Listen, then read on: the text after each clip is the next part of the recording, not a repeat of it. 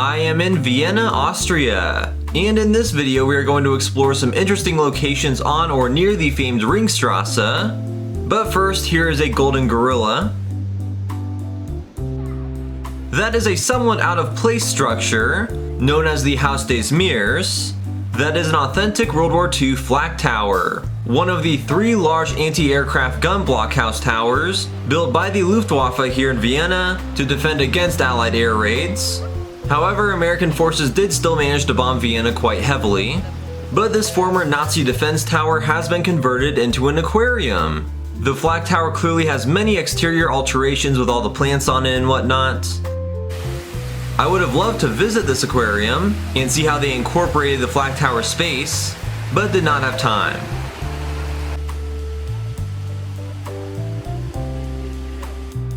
Look at that guy standing on the dome. That is really cool, actually.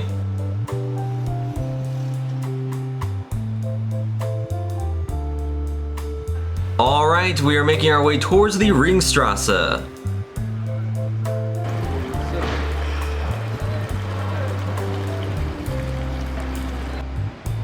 This is the Volkstheater, designed by the noted Central European theater architectural firm, Hellner and Fellner. I visited a couple of their other structures here in Vienna. And there is a sculpture of the early 19th century humorous actor Ferdinand Raymond outside. The Ringstrasse is the ring road around the center of the city that was built from the 1860s to the 1890s, roughly following the path of the old city walls that they demolished. Kaiser Franz Josef had many fantastic historicist public buildings, imitating various historical styles built on the Ringstrasse near the Hofburg, so we are going to visit some of those. The Kunsthistorisches Museum, or Art History Museum, as well as the Naturhistorisches Museum, the Natural History Museum, were major projects of the Ringstrasse. I have videos on both of those museums on the Maria Theresa Platz, which are housed inside twin Italianate palaces.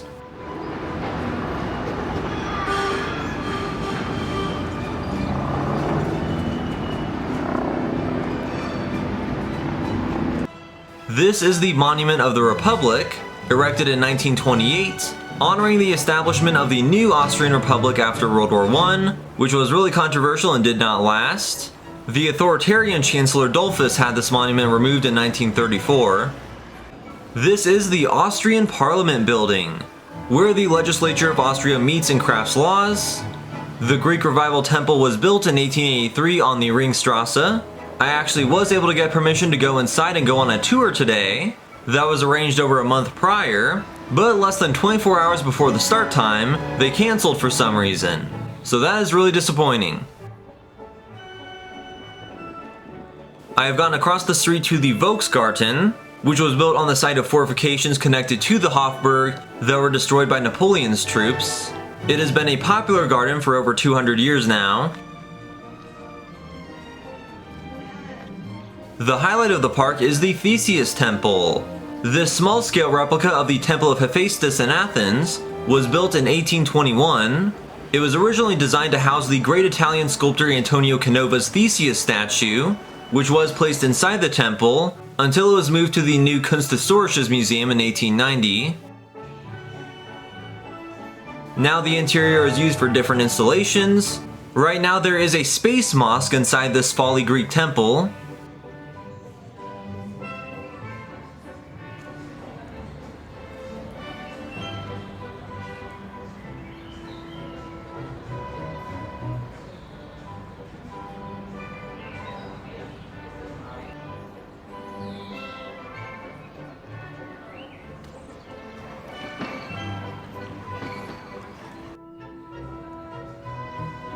X marks the spots. This is the memorial for the victims of Nazi military justice. This sculpture takes up the classical elements of the pedestal and inscription, yet it is just a big X on the ground. It's really only visible from above, so you have to climb on top of it to read it. Individuals that the Nazis persecuted would have an X put on their file. There are always lots of carriages passing through this area of Vienna.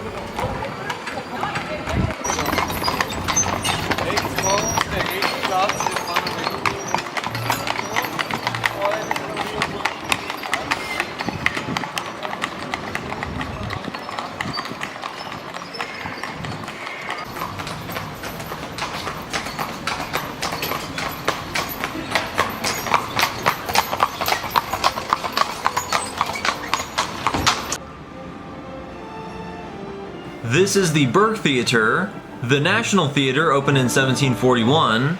Mozart, Beethoven, and others premiered operas here. Next to the Parliament is the Rathaus, the City Hall of Vienna. It was also completed in 1883, but in a totally different neo-Gothic style. It looks like a supersized medieval city hall, so it is really interesting to contrast the Greek Revival Parliament and the Gothic City Hall right next to each other. Technically reaching a height of 103 meters, or 337 feet, the Vienna Rathaus was briefly the tallest building in the world. Not structure though. Between 1892 and 94 it held that title, until Milwaukee, Wisconsin and Philadelphia, Pennsylvania completed their taller city halls in that year. However, before this was built, it was decreed that no building should be taller than the new Votivkirche, which reaches 99 meters, so the architect designed the tower to only be 98 meters, but put a big statue of a knight on top to get above that restriction.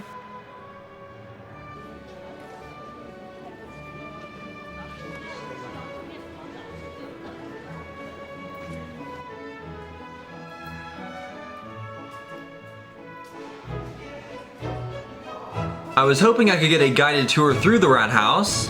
However, today's tour was full by the time I got there, but we can still go look around a few areas inside.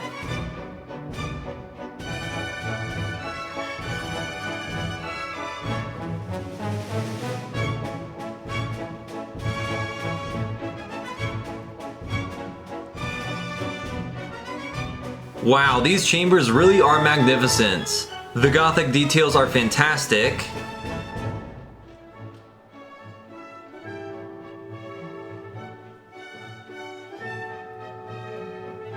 There is the double-headed eagle of the Habsburgs. Like many of the Ringstrasse constructions, the Rathaus is a prime example of historicism in the late 19th century, so everything was purposefully designed to look a lot older than it really is. This is the main festivities hall, a beautiful ballroom used for various events.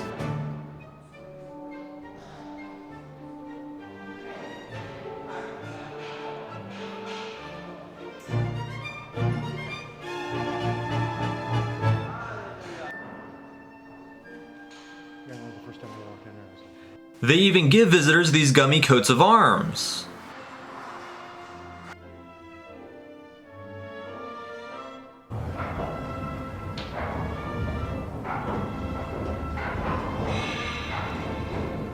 There is a functioning Paternoster lift inside the Rathaus. This is a historic type of elevator, quite rare to find in working order nowadays, that has no doors and never stops. It is on a loop, so the different boxes go up and down on the different sides. So let's take a ride on this old-fashioned and somewhat dangerous elevator.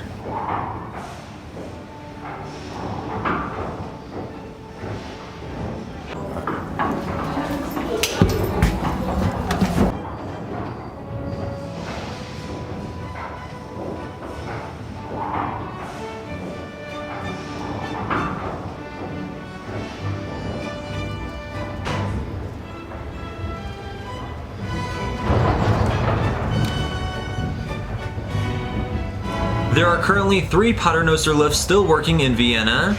I was able to ride on another one at the Haus der Industrie, which is featured in a separate video. This is so cool.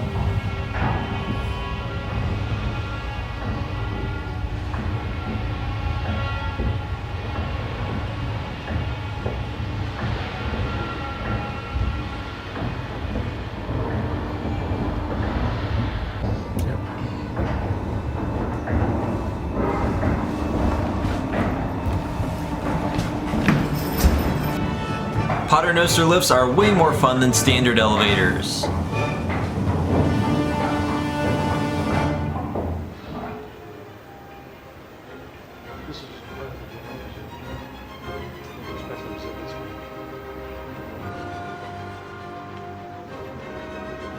This is the Iron Soldier, a patriotic medieval knight who upon closer inspection is entirely covered by nail heads. It was a wooden sculpture commissioned in 1914 for wartime fundraising, and it served as an interactive art piece, as members of the public could donate a few krones to the cause, then hammer a nail into the knight. There are about 500,000 nails in him, so those funds help support the widows and orphans of the Great War. Right next to the Rathaus on the Ringstrasse is the University of Vienna, the main building and headquarters of one of the largest universities in Europe. This structure was built in 1873, so it was finished about a decade before the neighboring government buildings. However, it was opened by the emperor in 1884. The university has been around a lot longer though, as it was established in 1365, making it the oldest university in the modern German-speaking world. It was designed in the Italianate style, much like the museums on the Ringstrasse. The university was a hotbed for resistance against fascists, and after 1938, Nazi occupation, many students would openly protest when Jewish students were prevented from attending.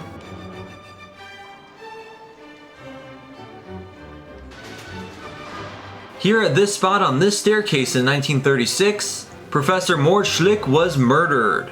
He was the founding father of logical positivism and an elite intellectual group called the Vienna Circle. A radicalized former student confronted him on the staircase and shot him dead. He believed that Schlick's anti-metaphysical philosophy was interfering with moral restraints, so therefore he deserved to die.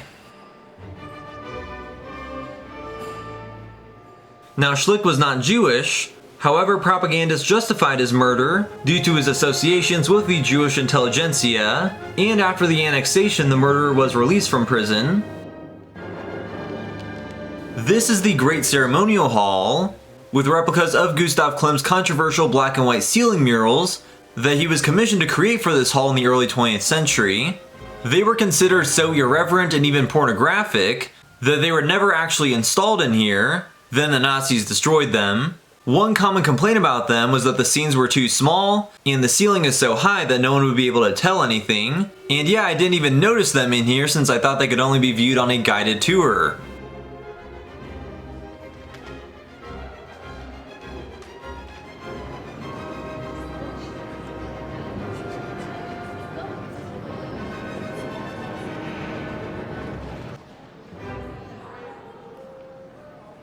The arcaded courtyard of the Universität Wien is really interesting, as the arcades are filled with monuments to important faculty and students.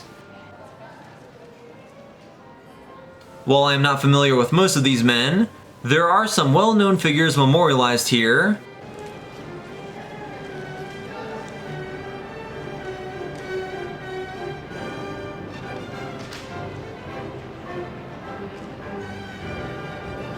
Clement von Pirke coined the word allergy and established the study of allergies. Karl Landsteiner distinguished the main blood groups and was part of the group that identified polio. He won the Nobel Prize. I noticed that there are little QR codes added on every monument, so visitors can go through and pull up information on anyone by scanning with their phones.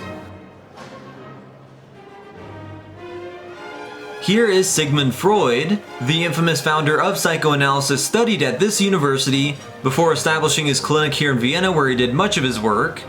There is Christian Doppler, who formulated the Doppler effect, that an observed wave frequency depends on the relative speed of the source and the observer.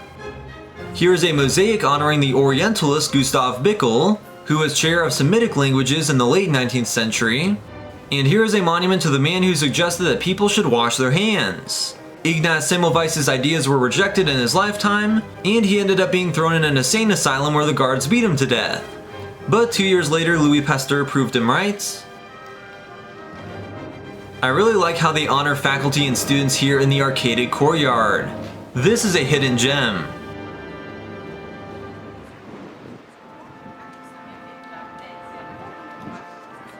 This is the Votivkirche, a fantastic neo-Gothic church on the Ringstrasse consecrated in 1879. One afternoon in 1853, Kaiser Franz Josef was taking his regular walk around the old fortifications near this spot when a 21-year-old Hungarian revolutionary stabbed the emperor in the neck from behind. The emperor did survive the dagger wound thanks to the gold covering on his uniform collar, but still had a pretty deep gash in his neck. So the emperor's younger brother Maximilian, who would later be killed by firing squad in Mexico, helped to raise funds from around the empire to build a church at the site of the assassination attempt, which was eventually finished 26 years later. It was one of the first new monumental buildings on the Ringstrasse, and it is a really beautiful structure.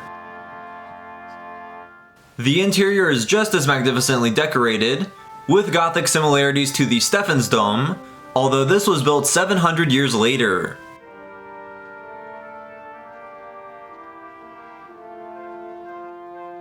Most sections of the Votivkirche except for the transept are currently closed due to renovations, so this is about all we can see right now.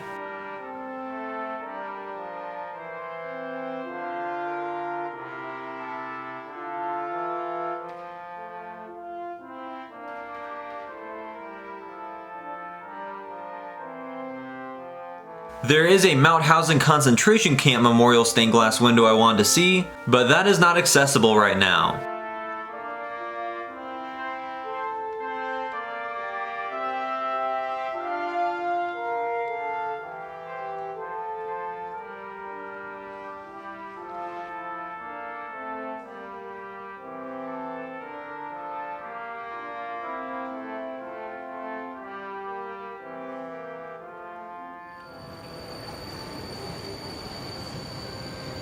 Now I'm going to ride a street tram to a different faculty of the University of Vienna. Yeah, it looks like they're still doing construction, so we'll get inside. Landesgerichtsstraße.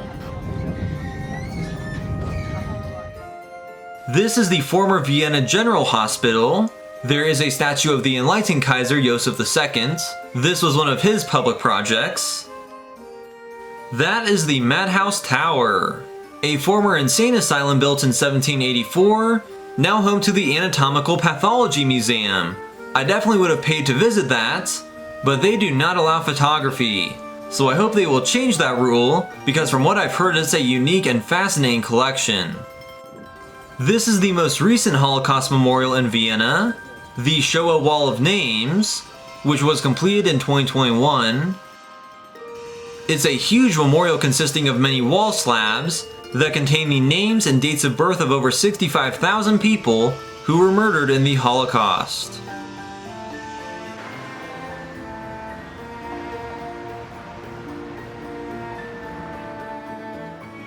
From 1934 to 2002, that building was the headquarters of the Kretenstadt Bankverein, which had failed in 1931 and devastated the economies of Central Europe.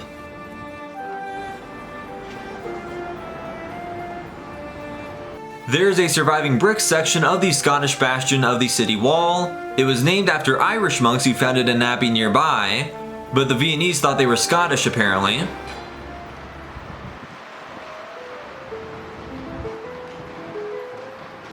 Ludwig van Beethoven lived in this 1797 building for a while.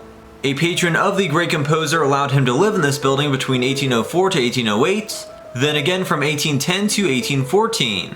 He wrote many of his most important works in this building, such as the Furlisa, his only opera Fidelio, as well as the 5th and 6th symphonies. The Nazis evicted the Jewish residents who lived in his apartment to create a museum room inside, which does still exist in some capacity, however I didn't have time to check that out. There are shaved cats hanging out in Beethoven's house now. This is the Rebel Woman Monument, dedicated to the women who rebuilt the city after the World War II bombings.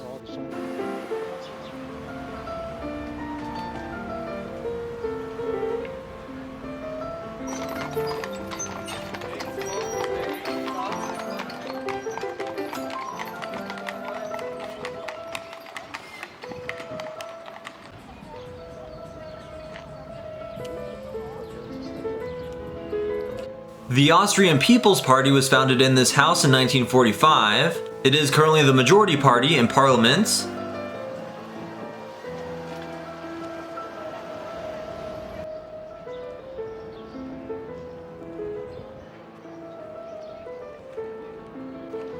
That is Café Central, one of the most famous Vienna coffee houses that opened in 1876.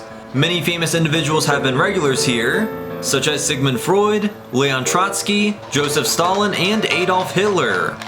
Schlick and the Vienna Circle would also meet here. So I hope you enjoyed this tour around Vienna. It is such a fascinating city with interesting stories and places around every corner. I really enjoyed exploring the monumental historicist structures on the Ringstrasse. It's one of the world's prime examples of historicist architecture. I have many other videos on Vienna history and attractions, plus I have filmed all sorts of locations around Europe and America. Also, please like this video, share it, and subscribe to my channel for more. Thanks for watching!